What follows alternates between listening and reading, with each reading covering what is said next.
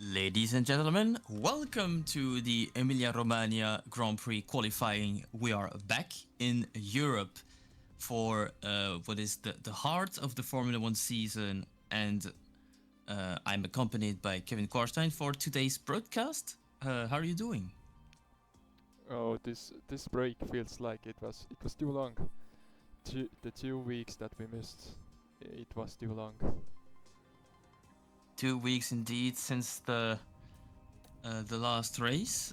We had an Asian swing, and then overseas, on the other side of the globe, we had a race in Miami.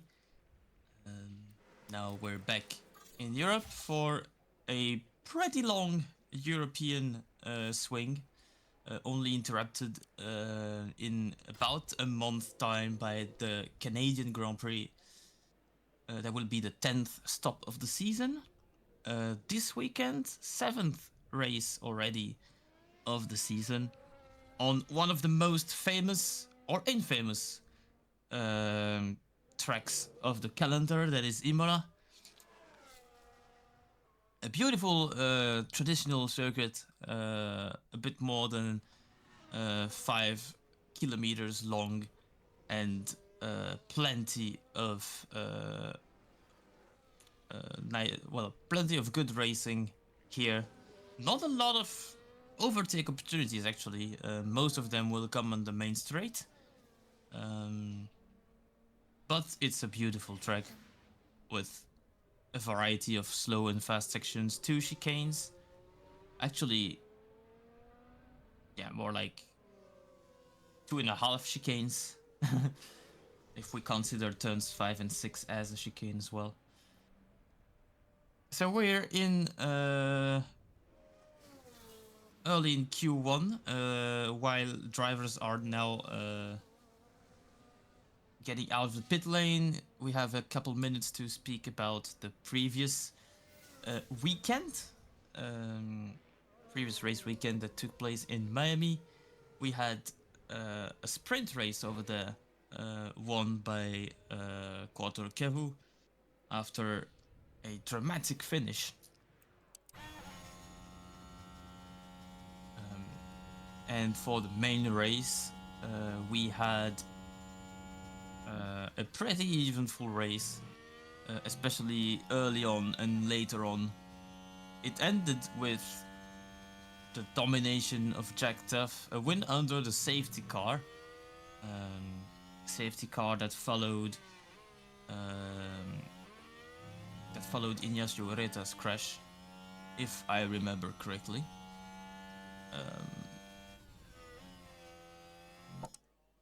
And there's a yellow flag that was quickly taken out. First flying lap for Jack Duff. Riley Swenson on the first chicane went a little bit over the curbs there, lost time. Might be a floor damage. Maybe, maybe not. We will hear from the driver in the radio anyway. So, Jack Duff on the screen, second sector going pretty well. He has not been disturbed by the yellow flag, as he had already passed the first sector. Expected lap time for pole today will be around 113 or high 112. And we have a 113.9, which is a very strong lap.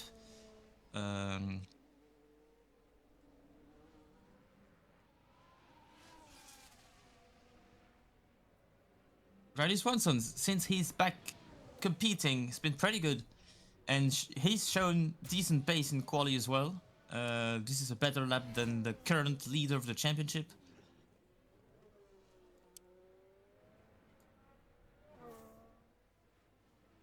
Simon Snicek, aerial view on the home straight. He has a better sector 2 and sector 1 than Swanson, and logically takes the best time. Oh wait, we will be very quickly in the 112s actually. The track conditions are ideal today, and this might explain the good lap times. pretty hot weather for early May in Italy.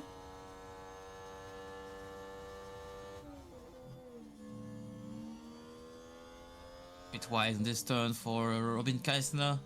First sector has not been ideal.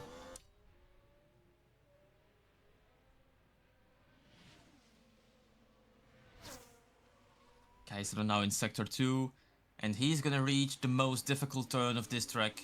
That is this fast right-hander into a braking zone, and you need to keep as much momentum into that compression and turn to the right as possible. The chicane can sometimes be brutal, and we've seen crashes on this chicane in the past, and in any racing category. End of the lap, a double left-hander. The last one being supremely important for the speed you get in the next 1500 meters. Or essentially a good 12-14 seconds.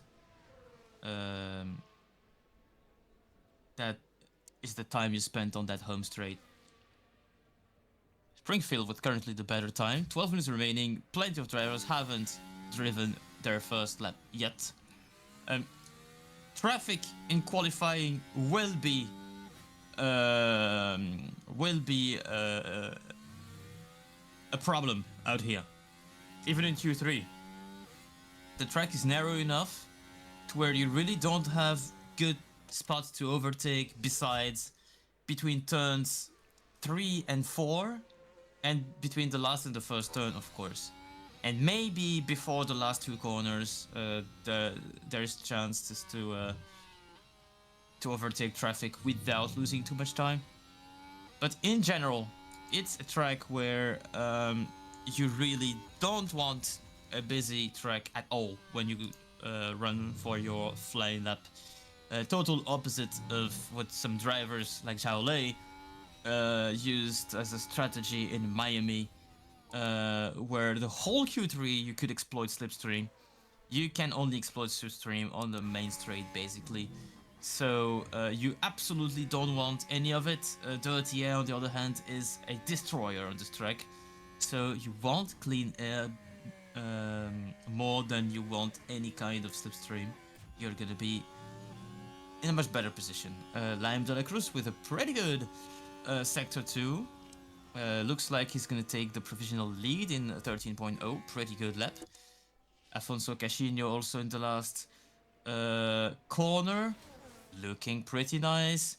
Don't know his sector times, but I do know one thing for sure. He's in the middle of the pack, 4/10 adrift of the lead, currently held by the Ferrari driver.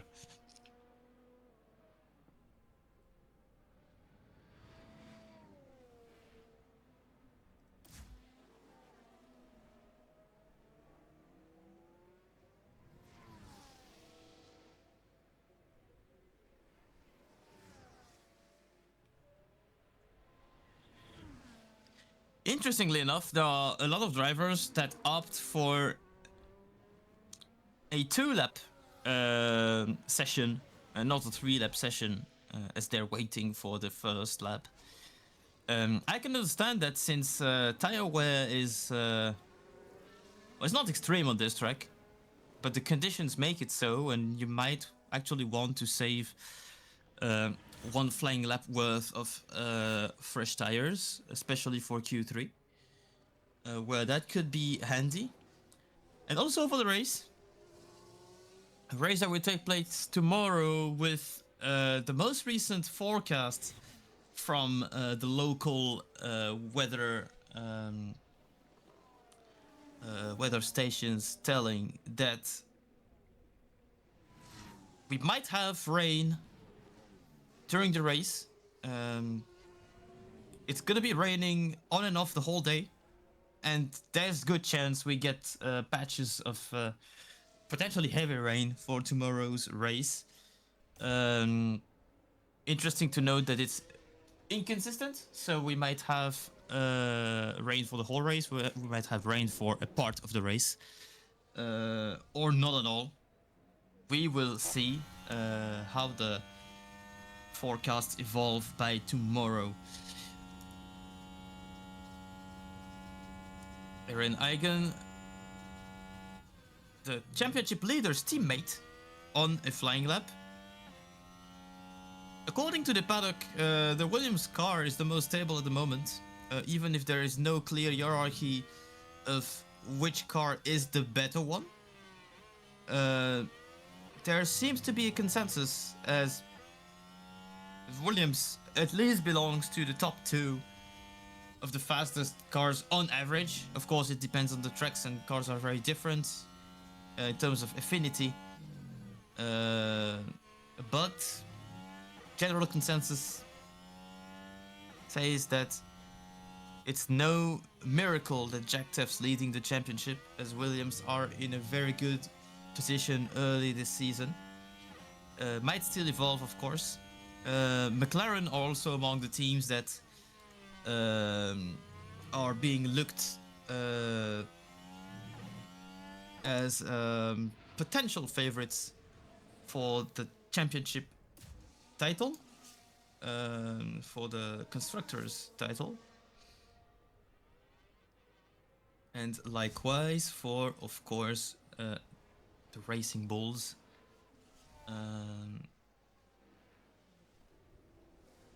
Also, given their previous season, A2 Weissenen with a very strong sector 2, and the Ferrari again shines in the slowest or the most technical sectors, and A2 Weissenen showed that.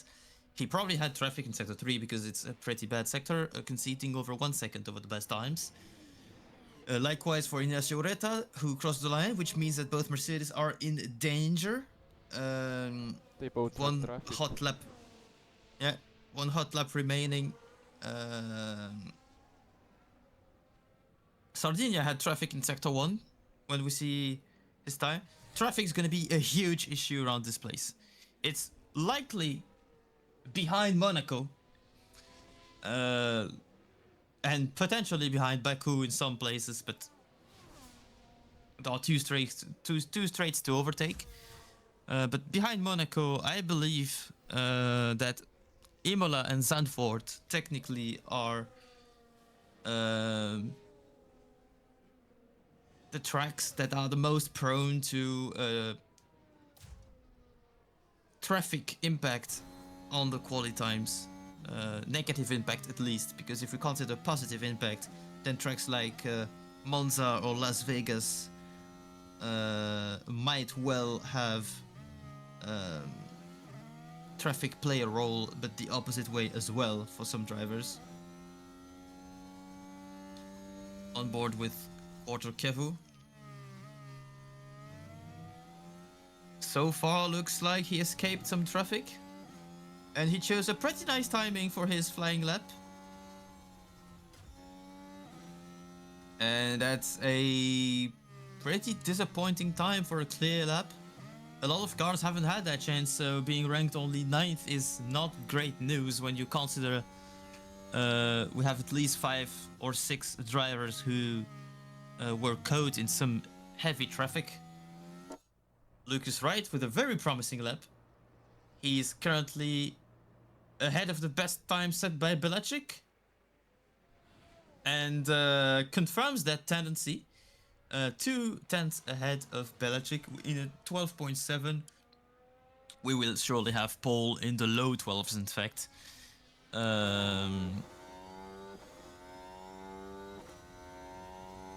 Maybe an 11. Michael Zwart is fixing the anomaly that is himself finding himself outside of the cut line, and it's a pretty strong lap. Michael Zwart will advance to Q2. He might not have enough time to come back and drive another lap. He actually might have that time if he hurries a little bit. But he doesn't need. He can definitely stay in the pit lane and walk by by his team on the pit wall and spectate the last minutes of this Q1.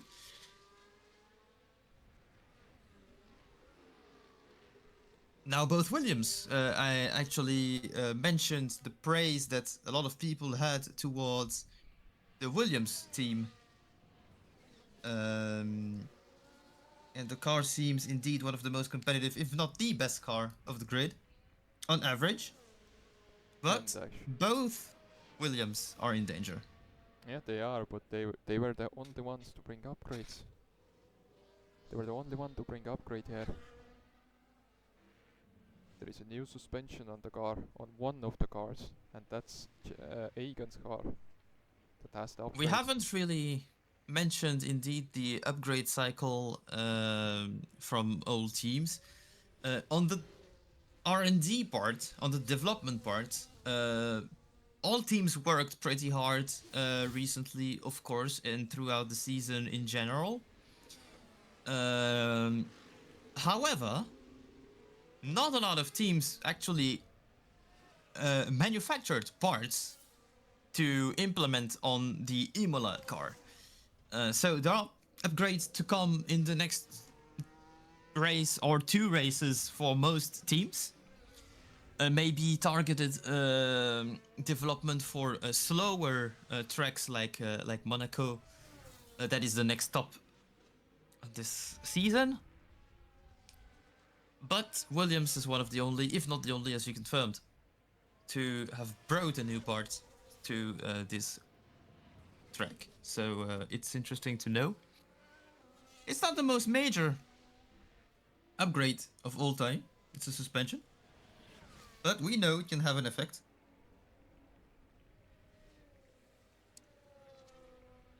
A 112.7 for Egan. Egan is safe, but Jacktef is not. So we will have 112.5. Srenicek is safe. Ignacio on a flying lap now. Ignacio Oreta on a good lap. Very good lap.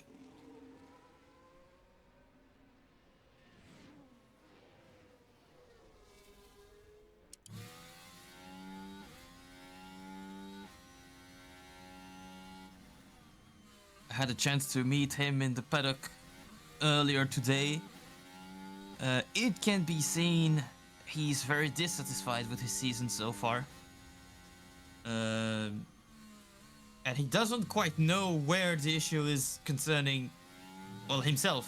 He knows the car is pretty competitive, and Michael has shown it. But he's been struggling to find his comfort in the car. It might well click on a track like this one that is more traditional. Maybe he likes this track more. We will see. He was optimistic for an improvement this weekend, especially when it comes to potentially racing on a wet track with experience. It might well be an opportunity for him to score big points.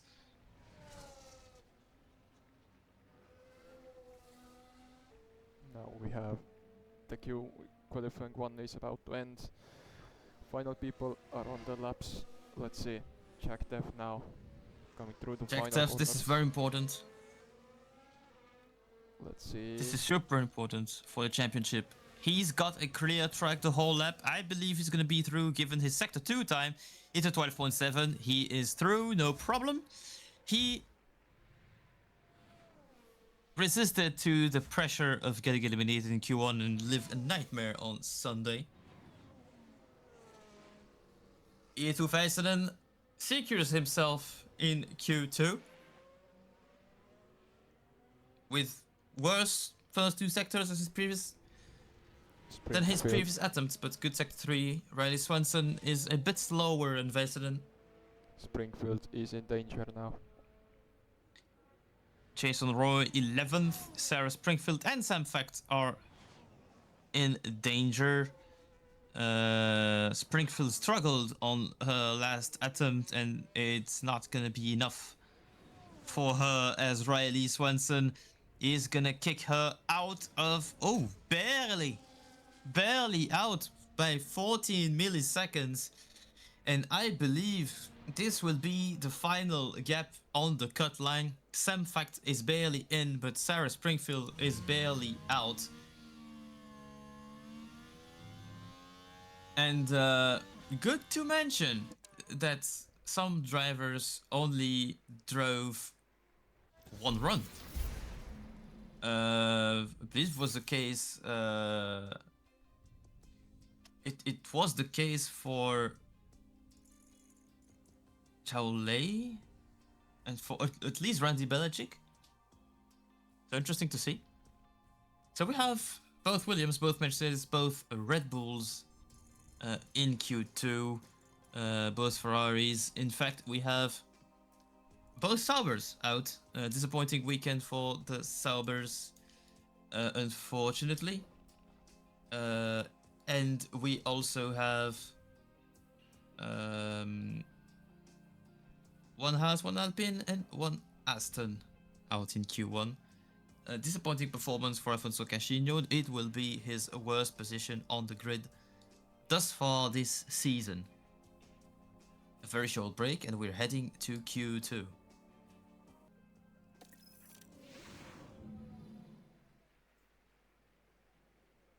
As we are back for Q2 now, the sessions have started. And we are waiting for cars. Back on the track for qualifying 2. We may have some surprises around this place, especially knowing that the traffic can be a problem. But also this track is technical and can make significant gaps between a good and a not so good lap. Also, it's a quote unquote open track, but not so open in fact, because the runoffs are not large at all. There are some places like the old Tamburello turn where a mistake can lead you directly into a wall. Likewise, in the middle of Sector 2, you can also meet a solid wall, well, a tire wall technically, pretty soon after you leave the track. So a mistake here can not only mean losing a lap, but also losing a car. So like missing the braking zone here can be pretty annoying.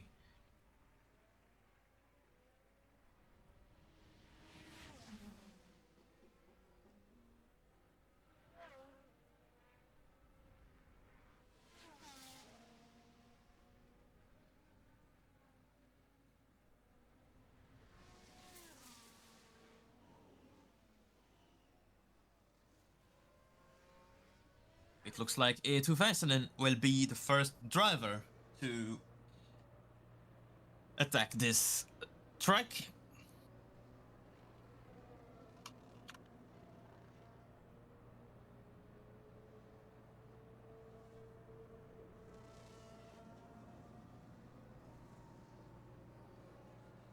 I really like this first sector.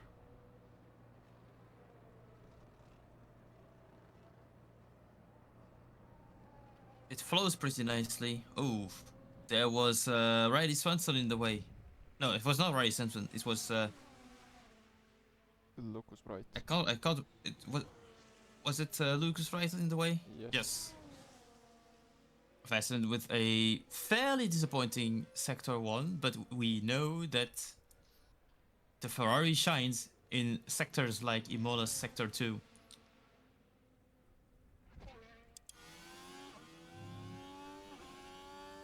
On board with Väisänen as he approaches the final sector, downhill braking zone. Not too wide here, catch the apex here and optimize the exit speed for the long straight. And it's fairly decent for now, but I don't think it will be enough to advance in Q3. It's a 13.3. It will be a mark to improve. Yes, Joreta with a good Sector 1. Jason Roy with the best Sector 1. Randy Belichick also with a very good Sector 1.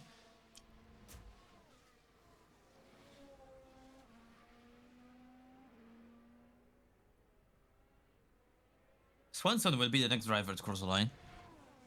Randy Belichick with an excellent Sector 2. We've seen Randy Belichick get back into some kind of form, some kind of closing in on his 2024 confidence level last weekend. His weekend in Miami was de facto his best of the season. And no surprise it was, because it also was the first weekend he scored points at with a beautiful 4th place in the main event. And also 2 points on the sprint race. And Belichick sets the best time. Meanwhile, Lucas Wright is a couple tenths behind. Michael Swart, Mr. Saturday, is on his mission. Look at how aggressive he drives. Oh, might actually have some sort of traffic here. No problem. He's a little bit lucky that he could overtake effortlessly there. 24.9 Sector 2, and this lap is looking pretty good. As we're getting later into the day, temperatures have cooled off ever so slightly. And so will the track temperature as well. I don't know if it has an impact already on the performances. It doesn't have an impact on Michael Swart's driving, though. It's not a brilliant lap, but it's good enough to be in a decent position. It won't be good enough for Q. Oh, maybe it will. It's a 12.8, 12.7. Sorry. So it might be enough for Q3.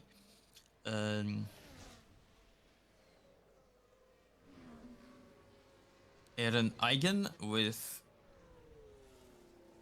his first flying lap. Sector 1 is not good enough. He made a mistake somewhere.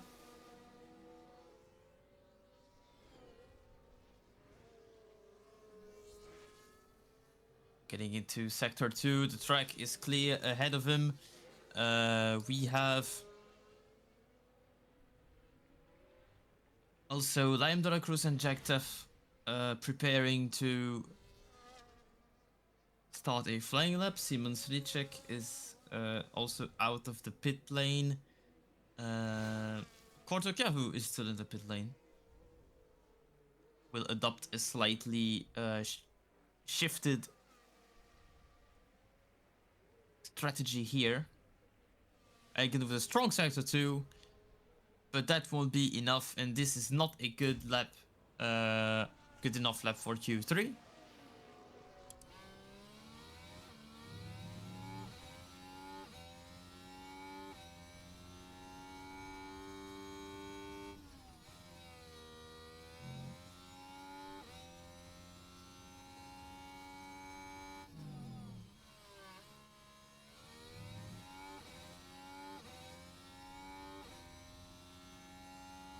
First instance of two drivers on a fast lap.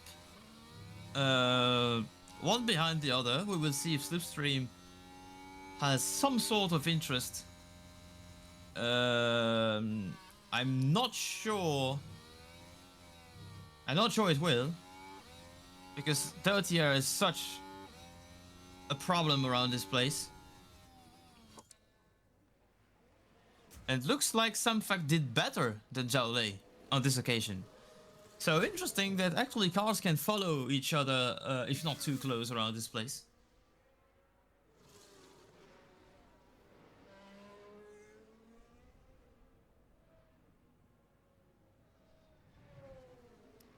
Jack Teff, the championship leader, with a very good Sector 2. A bit cautious in the chicane here, but he knows it's not the time to give it all. All he needs is a good enough lap There's a yellow flag that has been waved. I don't know in which sector. It looks like it's in sector 1. And we have apparently Liam de la Cruz on the replay. Oh, he locked up. Oh, he touched the wall. He touched the wall on in turn 6. Yeah, That turn was 6. It was turn 6. and yes, that's the slow left-hander, and he has damage, so he will need to head back to the pit lane and change that front wing. He does have front wing damage. I hope he doesn't have other damage. He might be able to survive this, come back to the pit lane, change his front wing, and go He has rear wing out damage. for another lap. He has He rear has wing rear damage. wing damage as well. He damaged both wings. I don't know how he could damage rear wing with how he hit the wall. But fact is, he damaged the rear wing. Maybe the shock actually stripped the rear wing left side.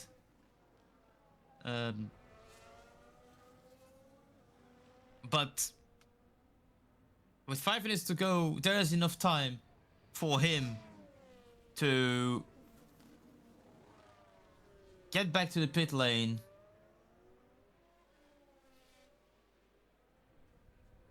and do some repairs. 2-3 seconds of blank.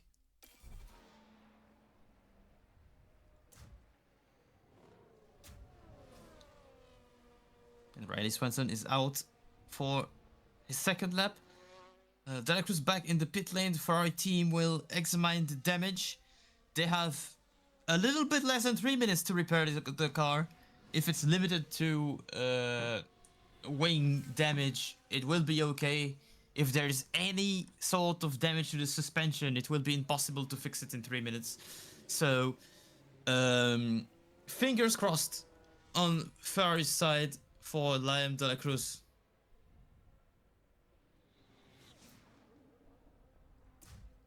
Väisänen just starting his lap. We have 4 minutes to go on this qualifying queue. And currently, the other Ferrari is also out in Q2.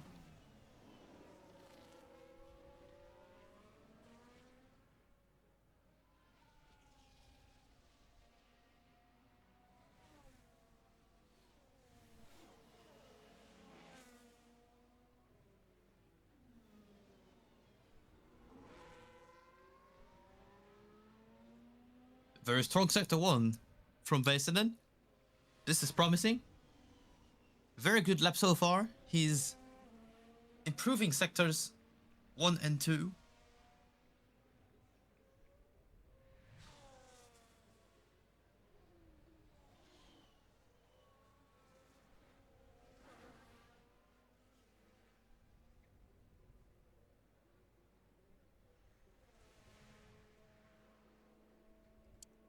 And this is a very good lap from Väisänen. 12.4.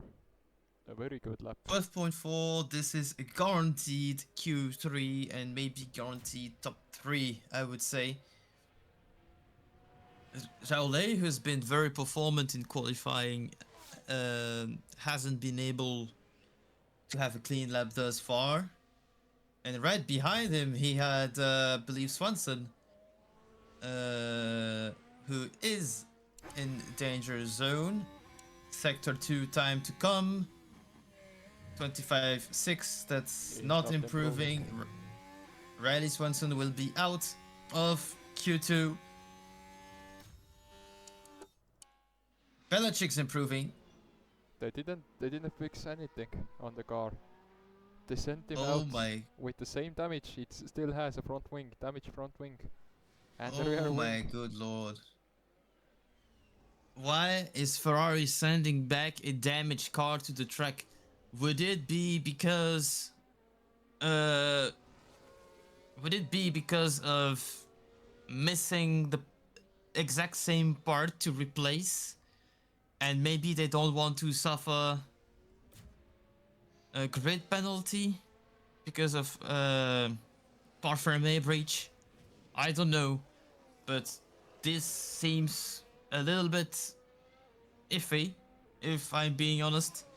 They should have replaced the part and give Liam a chance to qualify in Q3. That would have been a better calculation than just leaving him with no chance.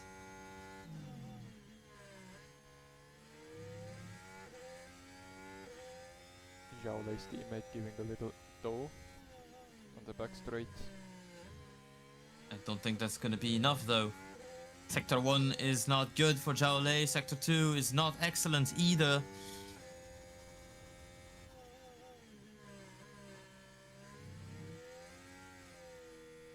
And a good toe on the main straight now, coming through the final corner. Is it enough for him? No. Good Sector 3, and no, Zhao Lei is not in Q3. That's a kind of a shock to see him miss Q3. Sam Fact now, 24.9, same as Strisnek. He now improve in Sector 3.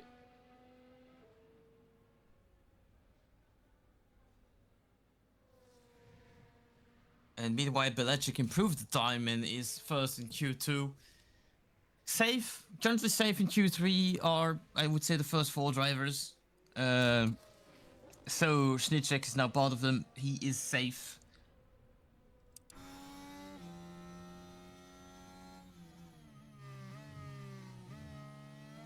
Quarter Kevu with a lap that is definitely Q3 worthy. Same as Aaron Eigen. Liam Delagras improving, but not enough, and he's out anyway. So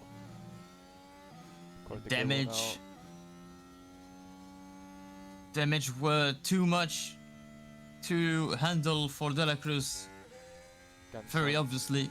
Can Nathaniel now improve? No, Nathaniel is out of qualifying. Both McLarens are out, which means both Mercedes, are in Q3.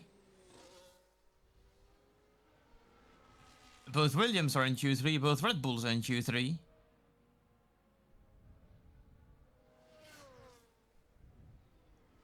If anything, if there's any good bad news, let's say for McLaren, is that the race being held with potentially very rainy conditions makes qualifying slightly less impactful, because if there are a lot of pit stops for tire switches and strategic calls of that kind,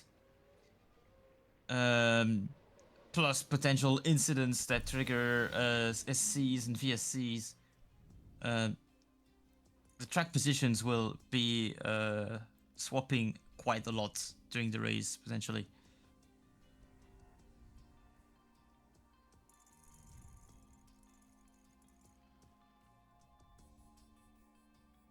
Out in Q2 is Sam Fact, Lucas Bright, Joshua Nathaniel, Riley Swanson, Zhao Lei, and Liam Delagras. And as you can see, De La Cruz is also handed a penalty for the next, on the grid for this race. That's following the Miami incident, I guess. So, but we will go on a little break and see you in qualifying 3.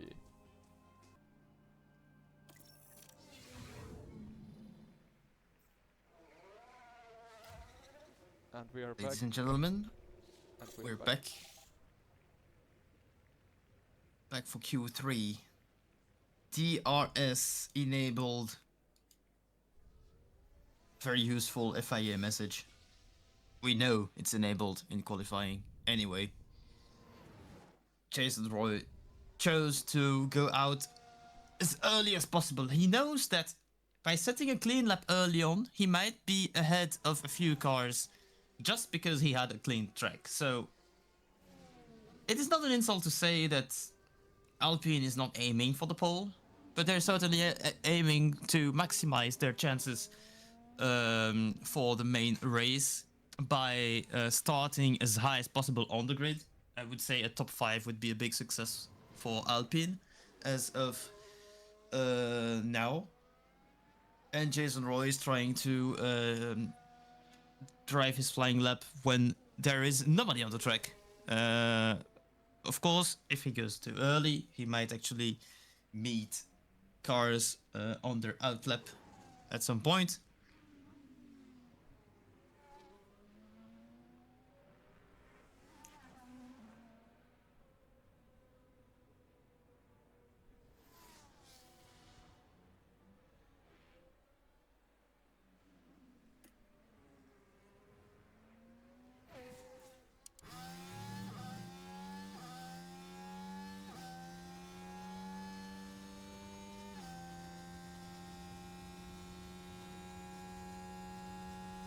Jason Roy now starting his lap.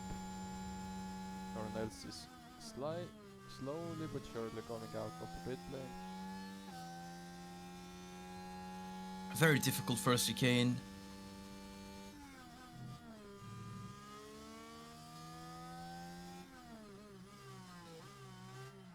Oh, spin for Jason Roy! And the red flag has been called this time, as it will take time to evacuate Jason Roy's car there. We saw it on board. He just lost the car. He entered way too hot into this turn, and turn number 6 again, making a victim. What a shame. And the team is not happy. The team is not happy with this. They got into Q3 and the driver didn't deliver.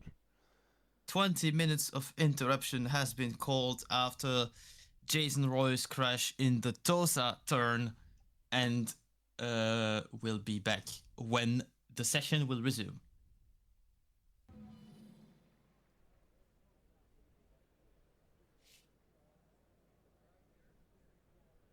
Welcome back, everyone. The session is now resuming as we are now back on the track for the remainder of the Q3. We had a big spin in turn number 6, or maybe it's turn number 7, but that slow left-hander Jason Roy crashed there, is out of the qualifying session. We had a long break to repair everything, and we are now heading to the rest of the quali session.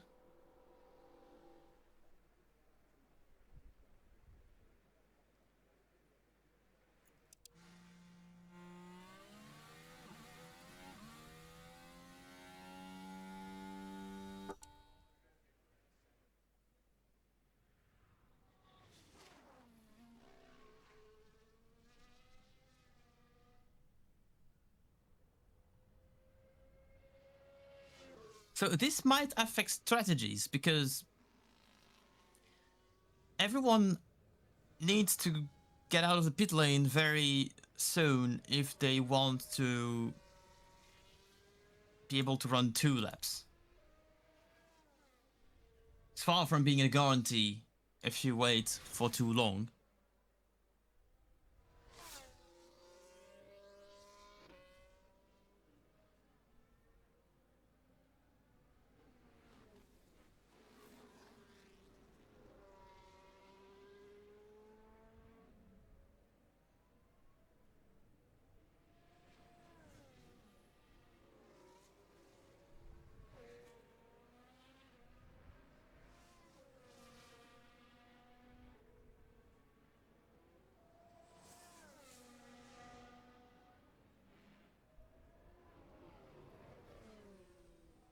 Michael Schwartz, everyone is out. Schwartz would be the first on the flying lap. Saturdays have been his kingdom thus far, the strongest driver in qualifying is now out for a fast lap. Look at how clean his trajectories are.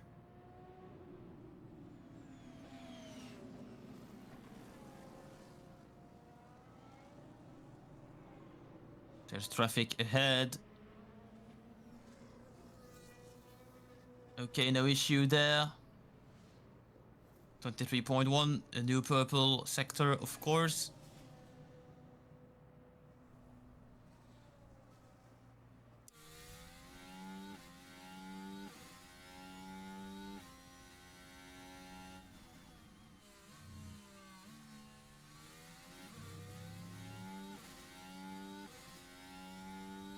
Now everybody else is starting the lap. Randy taking over the purple in sector 1. Smart now coming through the final corner now. Purple for Ureta. And Smart to the top of the line, 113.3. This is not a great time at all. No, but let's see. E2 Väisänen with a good sector 1. Belichick explodes sector 2 time by over 3/10. Is there gonna be a traffic ahead of him? There is a car. That's a Williams. Väisänen's cooking. E2 Väisänen's cooking. That Ferrari looks fast around there on their home. Can they bring the glory to Marinella? Good sector 3 for Belichick. That's a 12.7. But E2 Väisänen is coming back home with a strong looking lap.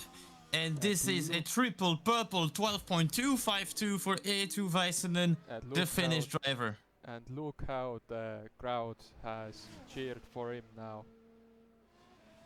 Indeed, a Ferrari car is in provisional pole in Italy. Now, Sritzek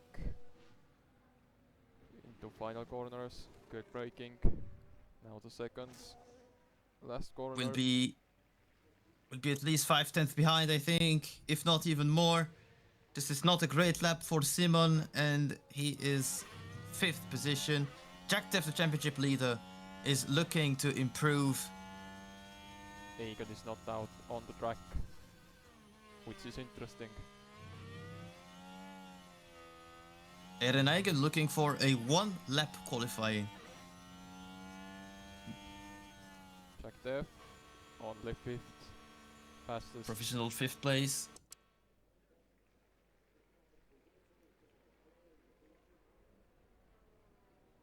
And drivers are heading back to the pit. They will probably just put a little bit of fuel, new tires, and get out for Q3. Final lap.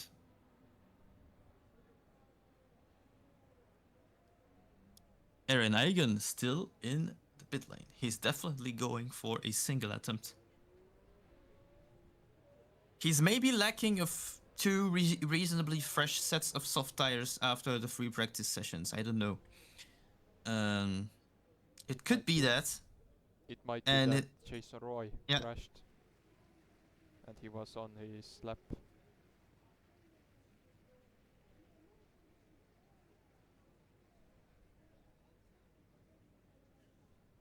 But we will see. We shall see. Srisnek has arrived. Now the only one on track is Jack Teff. And we have 3 minutes remaining. Egan is still not out on the track. Is he going out with everybody else now? And people are coming out. Ignacio is the first one.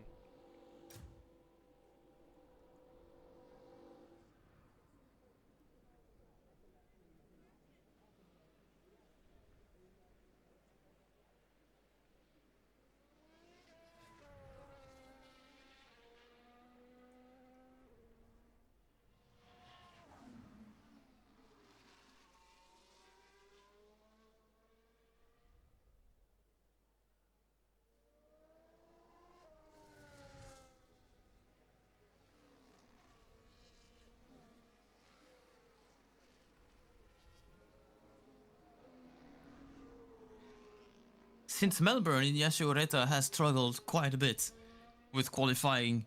He's had sparks of brilliance in races, but the consistency has been lacking.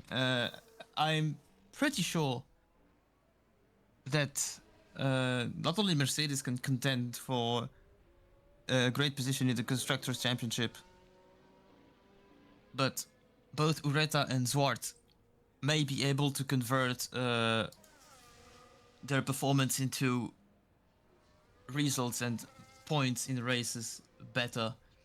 Ureta has only scored 12 points. Michael Zwart has got 54. So on his side, with 2 podiums this season, he's had a pretty strong start of the season. But he mentioned recently that there were a few missed opportunities on the way. Notably the race in Melbourne. That was a very disappointing ending for Mercedes. Let's see as he focuses on this lap now. We have 47 seconds. Egan is still not out, so that's it for Egan. Maybe there was a problem on the car, we don't know.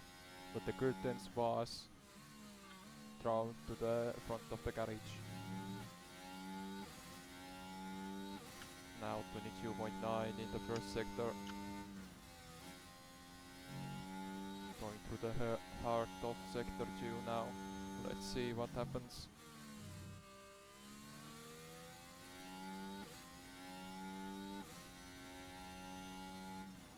Can he do it? And Randy Belesic might not even reach to the line in time. Then 4, 3, 2, 1, and no, he didn't reach. Randy Belesic didn't reach for a lap. Randy Belesic did not have the time to launch a fast lap, and Ignacio Ureta with a fantastic sector 3, and he is second on the grid.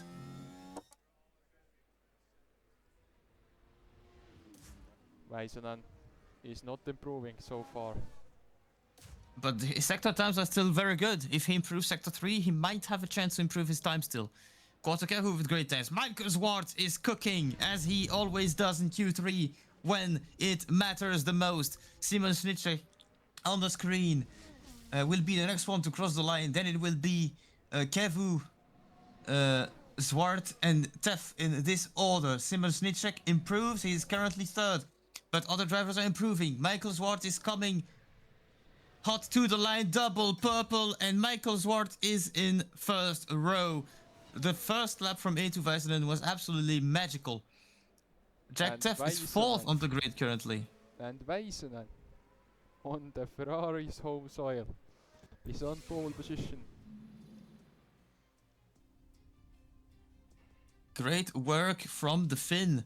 And Ferrari gets a pole, while the other car has had all sorts of trouble with a collision with the wall. A Mercedes 2-3 and a Red Bull 6-7. Definitely both winning teams of the day, if we can call it this way. Winning teams of the day. They're gonna have a good shot at the podium tomorrow. And the championship leader is fourth on the grid and keeps his consistency.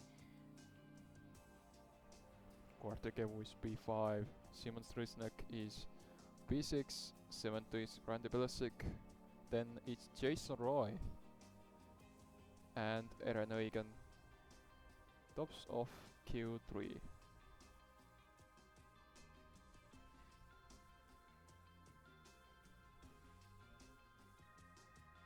But we would like to thank you, as always, for joining us. We will see you on the race day. See you tomorrow.